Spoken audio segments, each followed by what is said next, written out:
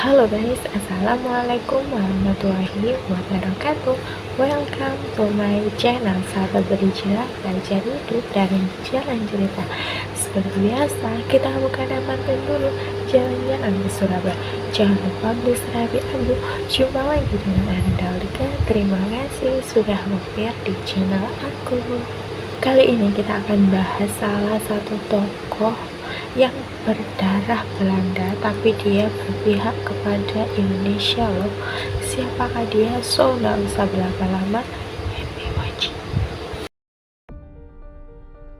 Indonesia memiliki banyak sekali tokoh yang berperan dalam kemerdekaan Indonesia untuk melepaskan diri dari penjajahan.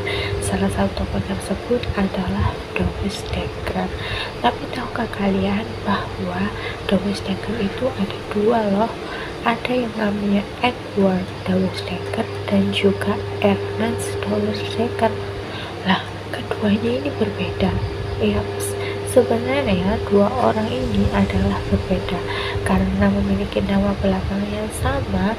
Orang-orang mengira bahwa kedua orang tersebut itu adalah sama, padahal dua orang ini adalah dua orang yang berbeda, yaitu Edward Douwe Dekker dan juga Douwe Dekker. Jadi kita sebutnya Edward dan Ernest gitu ya untuk membedakan. Jadi dua tokoh tersebut yaitu Edward dan Ernest ini memang sama-sama memiliki peralihan darah dari Belanda. Namun dua orang ini itu hidup di era yang berbeda. Edward itu lahir di awal era abad 19, sedangkan Ernest ini lahir atau hidup di pertengahan abad ke-19. Edward adalah orang yang menulis buku Max Havelaar, sedangkan Ernest ini adalah salah satu tokoh yang tergabung dalam 3 serangkai bersama Dr. Cipto Mangunkusumo dan juga Ki Hajar Dewantara. Jadi begini singkatnya, Edward Douwe Dekker itu memiliki anak bernama Augustus Henry Douwe Dekker yang merupakan ayah dari Ernest Douwe Dekker. Jadi itu berarti hubungan Edward Douwe Dekker dengan Ernest Douwe Dekker itu adalah hubungan kakek dan cucu gitu. Sampai situ paham ya? Lalu siapa yang akan kita bahas dalam video ini? Jadi yang kita bahas adalah salah satu dari dua tokoh tersebut, yaitu Ernest Douwe Dekker. Karena Ernest Douwe Dekker inilah yang tergabung dalam 3 serangkai bersama Dr. Cipto Mangunkusumo dan juga Ki Hajar Dewantara. Siapa sih sosok dari Ernest Douwe Dekker tersebut? Jadi Ernest Douwe Dekker itu memiliki nama Indonesia juga yang diberikan oleh Insinyur Soekarno, yaitu Danur Dirja Setiabudi, karena ia juga menjadi salah satu pahlawan dalam membela rakyat Indonesia ketika dijajah oleh pihak Belanda. Ernest Douwe Dekker memiliki nama asli Francois Eugene Douwe Dekker yang lahir di Pasuruan tepatnya pada tanggal 8 Oktober 1879. Ayahnya tadi bernama siapa? Yes, Augustus Henry Edward Douwe Dekker, sedangkan ya ini berasal dari Belanda ya. Sedangkan ibunya itu bernama Alois Neumann yang memiliki peralihan darah Pekalongan, which is itu berarti ibunya ini dari Jawa. Supaya tidak bingung Edward atau Ernest, nanti mungkin kedepannya aku akan sebutnya Ernest gitu aja. Jadi Ernest ini merupakan anak ketiga dari 4 bersaudara. Ia memiliki kakak perempuan dan juga laki-laki. Kakak perempuannya bernama Adelaide, ini lahir pada tahun 1876, dan kemudian kakaknya yang kedua itu bernama Julius yang lahir pada tahun 1878. Kemudian dia Ernest yang lahir pada tahun 1879, dan dia juga memiliki adik yang bernama Guido yang lahir pada tahun 1883 di Batavia. Karena keluarga Dekker ini memang sering berpindah-pindah tempat. Ernest menempuh pendidikan dasar awalnya di Pasuruan, kemudian ia melanjutkan ke sekolah lanjutan di HBS Surabaya. Namun kemudian ia pun pindahlah itu ke Koning Wilhelm III School yang ini setingkat dengan HBS, namun letaknya berada di Batavia. Nah, selepas ia menyelesaikan pendidikannya, ia kemudian bekerja di sebuah perkebunan sumber duren yang terdapat di Malang, Jawa Timur. Nah, namun di sini dia itu nggak suka gitu ketika ada seseorang yang berlaku semena-mena kepada rakyat biasa. Akhirnya dia pun membela lah itu. Nah, sikap dari Ernest ini itu membuat rekan-rekan khususnya yang pegawai setara dengan dia dan yang lebih tinggi itu kan kita masih dijajah oleh pihak Belanda, itu ia sangat dibenci, sedangkan dia ini sangat disukai oleh pegawai-pegawai bawahannya karena merasa dibela itu tadi. Nah, akibatnya karena terjadi konflik seperti itu, Ernest pun kemudian dipindahlah itu ke pabrik tebu yang ada di Kraksan Probolinggo sebagai laporan. Nah, di sini ia juga sama terjadi konflik dengan manajernya. Dan saat itu dia terkena masalah konflik pembagian irigasi tebu dan padi gitu. Akhirnya karena terjadi konflik seperti itu, Ernest pun kemudian diberhentikan. Ernest kemudian menganggur dan di saat itu juga bersamaan dengan ibunya ini meninggal dunia. Akhirnya hal itu pun membuat dia memutuskan untuk berangkat ke Afrika Selatan pada tahun 1899 untuk ikut dalam perang Boer kedua melawan Inggris. Ia bahkan menjadi warga negara Republik Transvaal saat itu. Kemudian kedua saudaranya yaitu siapa tadi, Julius dan Guido ini menyusul dia ke Afrika Selatan. Nah, saat itu sayangnya Ernest ini tertangkap di Ceylon atau sekarang itu bernama Sri Lanka. Nah, ia mulailah itu berkenalan dengan sastra Hindia dan pikirannya pun mulai terbuka atas perlakuan tidak adil kolonial Hindia Belanda kepada warganya.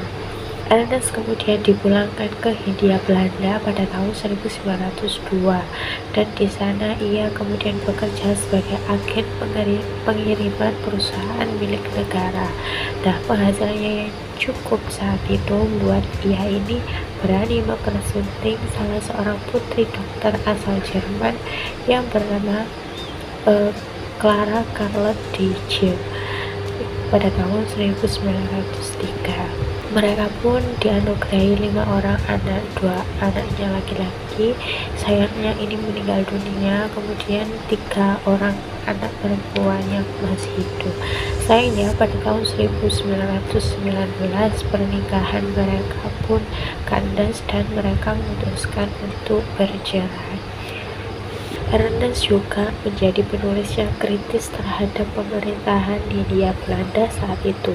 Ia juga menjadi seorang wartawan, aktivis politik, dan masih banyak lagi untuk menyuarakan suaranya terhadap pemerintahan Belanda saat itu.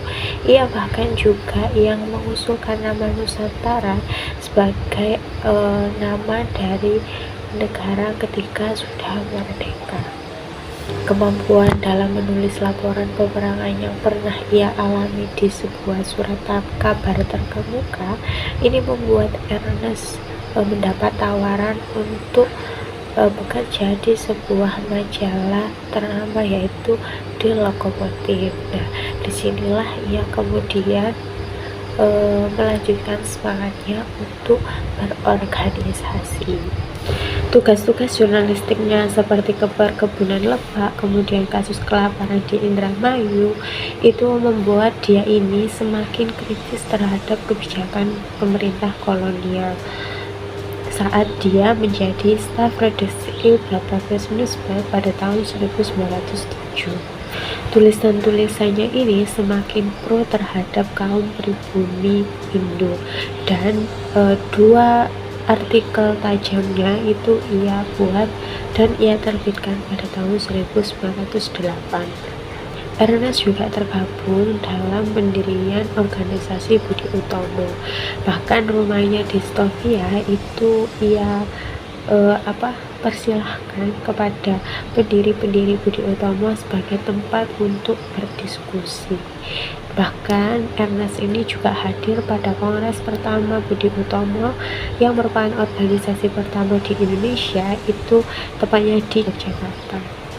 Aspek pendidikan juga tak luput loh dari perhatian Ernest, sehingga pada tahun 1910, tepatnya pada tanggal 8 Oktober, ia ikut membidani lahirnya IUF, yaitu Indies University Varechny, di mana di sini itu terdapat beberapa kumpulan mulai dari orang-orang Tionghoa, orang Indo, orang Belanda, aristokrat, dan masih banyak lagi.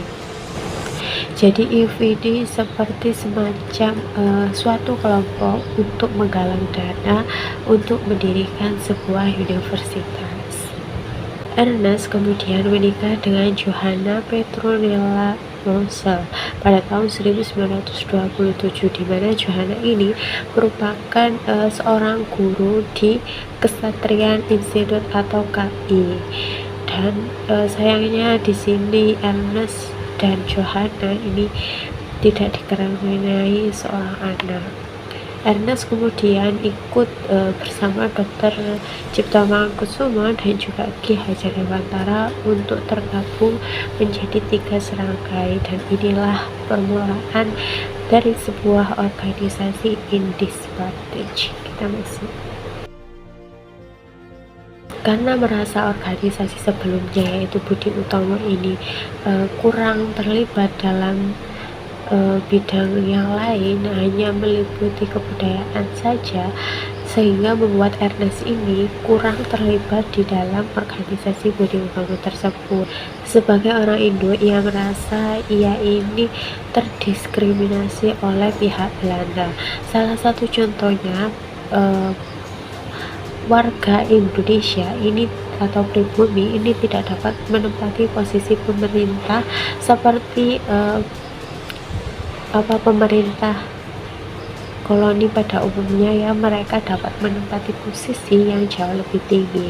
Jadi di warga pribumi itu mentok hanya dapat menempati posisi ya di tengah, tapi gajinya itu lumayan tinggi gitu, jadi tidak bisa kalau yang di atasnya gitu. Nah, pihak penggaji itu juga merasa tidak keberatan dengan hal tersebut gitu. Karena keprihatinan Ernest melihat kaum pribumi yang dipersulit oleh pemerintah kolonial Belanda, ini membuat Ernest ini mulailah itu memasukkan idenya kepada pemerintah kolonial Hindia Belanda. Ernest kemudian di sini mulailah itu lebih kritis terhadap pemerintah kolonial Belanda yang bercorak inklusif dan mendobrak batasan ras dan juga suku pada saat itu. Pandangan ini dianggap orisinil karena pada saat itu memang ras dan suku itu mereka sangat peduli terhadap ras dan juga sukunya masing-masing. Berangkat dari organisasi Indiesport dan juga Insulin, ini menyampaikan gagasan suatu Indi atau Hindia baru yang dipimpin oleh warganya sendiri, bukan para pendatang. Ironisnya, di kalangan Indo yang mendapat sambutan hangat hanya di kalangan kecil saja, karena sebagian besar dari mereka lebih suka dengan status quo. Meskipun kaum Indo direndahkan oleh kelompok orang Eropa murni, mereka masih dianggap lebih tinggi daripada kaum pribumi.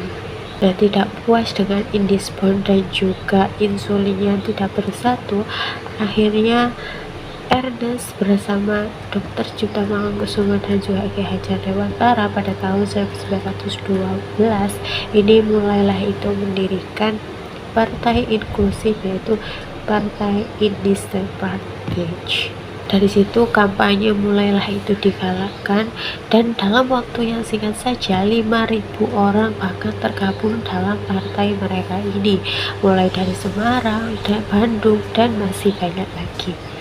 Partai ini sangat populer di Indonesia, mulai dari kalangan pribumi, Tionghoa, dan masih banyak lagi kalangan, dengan tujuan akhir yakni kemerdekaan Indonesia.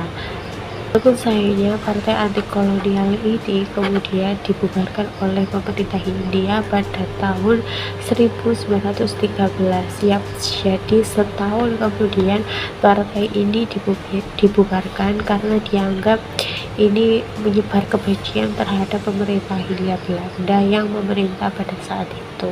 Nah, salah satu tulisan dari Ki Hadjadewantara yang berjudul Seandainya Aku Orang Belanda itu membuat 3 orang, yaitu termasuk dirinya sendiri dan juga Ernest Rosdekker dan juga Dr. Cipto Mangunkusumo ini kemudian diasingkan. Pada saat di Eropa ini digunakan Ernest untuk menempuh pendidikannya untuk mengajar gelar doktor di Universitas Zurich pada tahun 1913 di bidang ekonomi. Nah, setelah beberapa tahun akhirnya ia pun dapat memperoleh itu gelar doktor dalam bidang ekonomi tersebut. Namun gelar doktor tersebut diperoleh secara kontroversial karena ia memperoleh nilai serendah-rendahnya. Nah, menurut salah satu pengujinya, ia ini sempat diadili di Hong Kong pada tahun 1918 dan kemudian dipulangkan ke Hindia Belanda pada tahun 1920. Sekembalinya ia ini ke Hindia Belanda, yaitu tepatnya Indonesia ini dulunya kan namanya Hindia Belanda. Nah, ini ia kembalilah itu mulai aktif dalam bidang jurnalistik dan juga organisasi lagi. Ia mulailah itu melakukan gerakan-gerakan untuk membela kaum pribumi pada saat itu. Salah satunya yaitu NIP atau National Indist Party yang merupakan lanjutan dari partai Indist Party. Namun sayangnya gerakan ini itu memecah beberapa golongan, mulai dari kalangan Indo dan juga yang progresif atau yang mereka ini menginginkan pemerintahan sendiri. Nah, sama halnya dengan Indist Party, sayangnya NIP ini harus berakhir juga dengan dilarang, dan akhirnya NIP pun bernasib sama seperti Indist Party dan harus berakhir karena dilarang oleh pemerintah. Pada tahun 1919, Ernest terlibat dalam konflik protes dan juga kerusuhan petani tembakau tepatnya di wilayah Polanharjo, Klaten. Nah, di situ ia dituduh menghasut para petani dalam pertemuan saat itu. Namun keputusan pengadilan pada tahun 1920 akhirnya memutuskan untuk Ernest agar dibebaskan. Nah, belum sempat kasus itu selesai, muncul lagi dari Batavia tentang konflik yang terjadi pada Ernest tersebut. Hal ini karena ia dituduh menulis surat hasutan dari surat kabar yang ia pimpin. Kali ini ia harus melindungi seseorang yang menulis sebuah statement dalam surat kabarnya, yaitu membebaskan negeri ini adalah keharusan dan penguasa asing harus diturunkan. Akhirnya Ernest pun turun tanganlah saat itu. Namun yang membuat Ernest ini kecewa adalah ia ini dituduh sebagai yang menghasut penulis tersebut dalam menulis tersebut. Jadi Ernest ini yang dituduh menghasut si penulis itu untuk menulis statement tersebut gitu loh, yang padahal Ernest ini tidak melakukannya. Akhirnya dalam sidang pengadilan pun Ernest ini dibebaskan. Nah, selepas dari beberapa rentetan pengadilan tersebut, Ernest kan dibebaskan, namun di sini ia tidak lagi terjun dalam dunia jurnalistiknya. Ia lebih fokus untuk menulis buku semi ilmiahnya. Selain itu, dia juga fokus terhadap penangkaran anjing miliknya serta aktif dalam beberapa organisasi lainnya. Atas dorongan dari Ki Hajar Dewantara, akhirnya Ernest Dawes-Dekker pun tergabung dalam taman siswa yang dibangun oleh Ki Hajar Dewantara tersebut. Bahkan beberapa materi yang ada itu adalah yang ditulis oleh Ernest Dawes-Dekker sendiri. Namun sayangnya beberapa pelajaran dianggap anti kolonial pada saat itu harus disita pada tahun 1933. Buku-buku tersebut kemudian disita dan juga dibakar. Tak hanya itu, Ernest juga dilarang untuk mengajar kembali di sana. Karena dilarang mengajar di sana, akhirnya untuk memperoleh penghasilan, Ernest pun kemudian bekerja di Kamar Dagang Jepang di Jakarta. Di sana ia kemudian bertemu dengan Husni Tamrin untuk mendirikan Foxtrot. Pada saat yang sama, pemerintah Hindia Belanda ini masih trauma dengan pemberontakan komunis pada tahun 1927. Selain itu juga krisis ekonomi pada tahun 1929. Dan tak hanya itu saja, ia harus menghadapi perkembangan fasisme ala Nazi di kalangan warga Eropa atau Europeer dengan munculnya Nasional Sosialis Beweging atau NCB cabang Hindia. Serbuan Jerman ke Norwegia dan juga Denmark dan akhirnya ke Belanda ini pada awal tahun 1940 mengakibatkan ditangkapnya ribuan orang Jerman di Hindia Belanda. Nah, berikut orang Belanda anggota NSB dan orang Eropa lain yang diduga berafiliasi Nazi. Ernest yang juga dipantau oleh pemerintah kolonial akhirnya ikut dipenjara karena dianggap sebagai kolaborator Jepang, yang pada bulan September pada tahun 1940 mulai menyerang Indochina Prancis. Ia juga dituduh sebagai komunis, tuduhan yang juga dikenakan oleh pemerintah Belanda dan pemerintah kolonial kepada aktivis pro kemerdekaan Indonesia. Ketika Ernest ini dibuang ke Suriname pada tahun 1941, Johanna ini menikah dengan Jafar Kartodirejo yang merupakan kenalan juga dari Ernest. Meskipun tanpa surat perceraian, hal tersebut dilakukan Johanna karena ia sudah mendapat persetujuan dari Ernest bahwa ia ini memperbolehkan Johanna tadi untuk menikah dengan Jafar.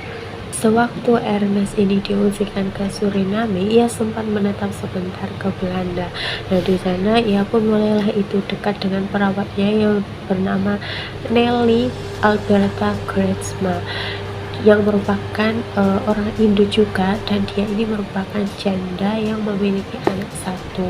Akhirnya karena mengetahui bahwa Johanna sudah menikah dengan Jafar, akhirnya Ernest pun menikah dengan Nelly tersebut, dan ia pun kemudian kembalilah itu ke Indonesia dengan nama Danudirja Setiabudi, dan juga istrinya tadi itu dengan nama Haromi Wanasita, yang nama tersebut itu adalah pemberian dari Insinyur Soekarno.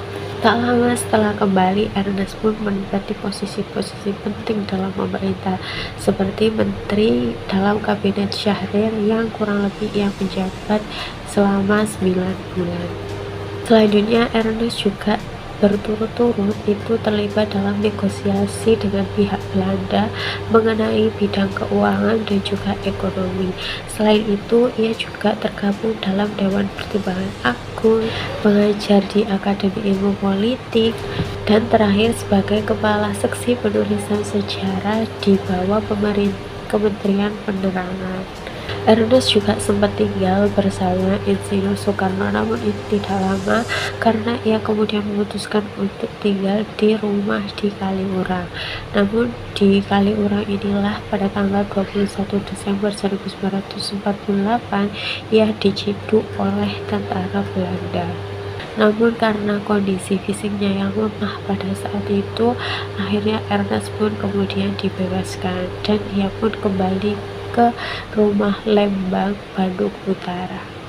Setelah itu, kegiatan Ernest yakni adalah mengumpulkan materi untuk penulisan autobiografinya sekaligus juga penulisan buku sejarah yang ia tulis. Ernest Dowsteker kemudian wafat pada dini hari pada tanggal 28 Agustus 1950 dan dimakamkan di TMP Cikutra, Bandung. Dan kemudian dia ini dinobatkan sebagai pahlawan nasional pada tanggal 9 November tahun 1961. Yap, itu tadi teman-teman sedikit kisah mengenai Ernest Dowsteker, seseorang yang merupakan meskipun darahnya adalah darah Belanda, tapi ia sangat-sangat membela kaum pribumi yang mungkin itu adalah panggilan dalam diri hatinya. Jiwa nasionalismenya yang sangat tinggi membuat ia berani melakukan apapun untuk negara ini. So proud of Ernest Dowsteker. Terima kasih teman-teman yang sudah nonton dari awal hingga akhir. Mohon maaf bila ada kekurangan. Jangan lupa like, comment, dan subscribe-nya. Wassalamualaikum warahmatullahi wabarakatuh. Bye.